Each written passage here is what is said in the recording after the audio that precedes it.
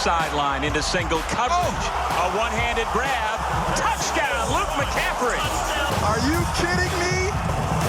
Now, Daddy, I hope you're watching. I know you're watching. I'm not so sure you've done something like this. The throw, almost perfect, but it takes a leaping, grabbing effort, and he's got suction cups for hands. What a beautiful effort by Luke McCaffrey.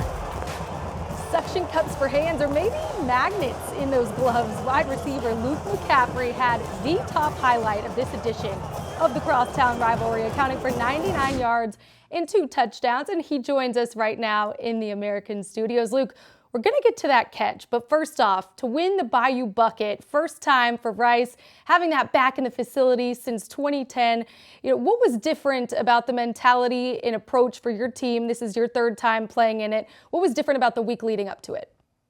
Yeah, thank you for having me, first off, and second off, it was just such a great statement of the growth that this program's had ever since we started here when I got here 3 years ago. To see what's happened every single year. They've been an opponent that we've faced and they've gotten the better, but to finally see what's happened with our culture, with our team and the pieces that we've put together has been such a blast to be a part of, and it's such a blessing to have so many amazing people in this building with us. The fireworks going off, the fans rushing the field. You mentioned the culture that's being built up. To be able to be around all of your teammates on the field in that moment after that victory and hold that bucket in the air. What do you remember about that? Yeah, it's been special. That's a moment that you'll hold with you for the rest of your life.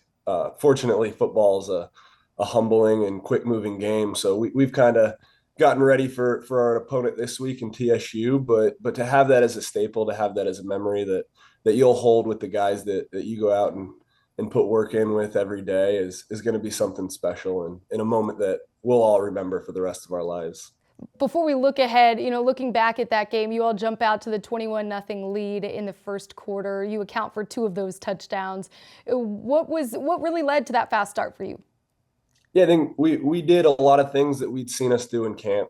We'd prepared a lot for this game, for this season. And I think week 1, we didn't see, our identity showing on the field, but to be able to go out there and make the plays that we wanted to make, to move the ball the way we wanted to move and to be efficient in the manner that we wanted to was pretty special. You saw a load of guys make plays. Braylon Walker, Ross and McNeil all having explosive plays on those first couple drives, with JT playing shoot as good as it gets. And so to kind of have all the pieces click and then combine that with our run game, which was so effective and efficient, was pretty cool to see. And that's something that we're going to strive for and point to what we can do every single week. Post game, speaking of JT, you bring up just his demeanor and how it impresses you every single play. Specifically, what is it about his demeanor that impresses you most?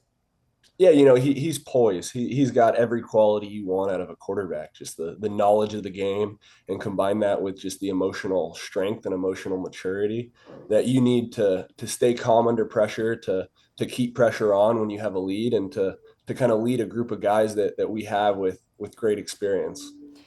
You make the catch of the weekend, a dime from Daniels into the left corner of the end zone, reaching out, one-handed grab. In that moment, what was going through your mind when you made that catch?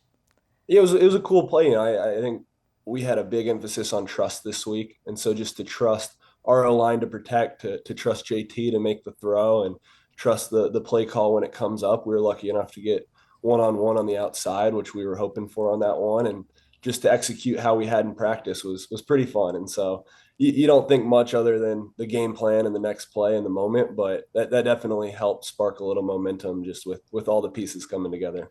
It was certainly the best catch in the American this weekend. We put it right up there at number 1. But Luke, now we're going to play a little game. Who had the better catch?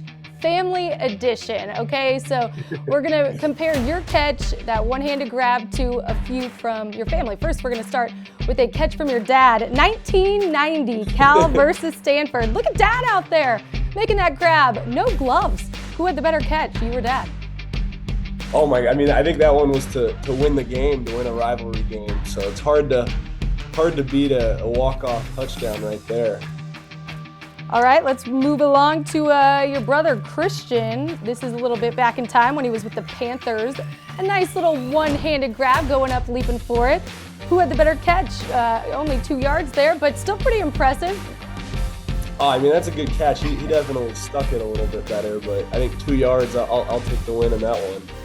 All right, just last year with Christian, corner of the end zone, defender all over him, even tries to strip it, but comes up with a touchdown. Who had the better catch, Luke? You or your brother? Oh, that's a tough one. I think I'll take it from there, but you guys went to the archives to find my dad's clip there, so that's still gonna reign probably over all of them. We got one more from your dad here. Elway to McCaffrey, one-handed, off of his shoulder pads, bobbled a little bit. Who had the better catch, you or dad? I got to give it to him just because we used to grow up. He'd run sprint right option. A lot of people call it Q8 now. A couple different names, but that play is just so historic that I got to give it to him there. I know Dwight Clark, the catch, the famous 49ers plays off the similar concept, and so just the history behind that play has gotta win that battle. What are your first memories of watching your dad play football and being out with your brothers?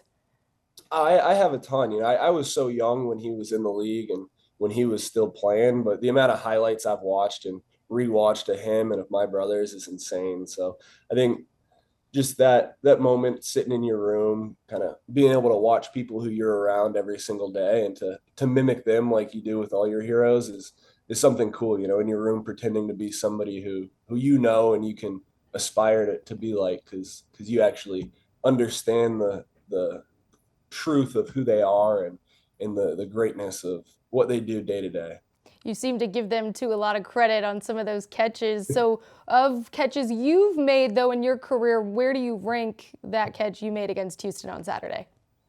That one was a lot of fun. It's hard to rank. You know, I'm always so process driven. That's something that our culture's sort of fed off of, and so it's hard to look into the past a whole lot. Hopefully, you know, in my head, I have a lot more one-handers, a lot more touchdowns, and so hopefully we can strive to kind of one up that every single week.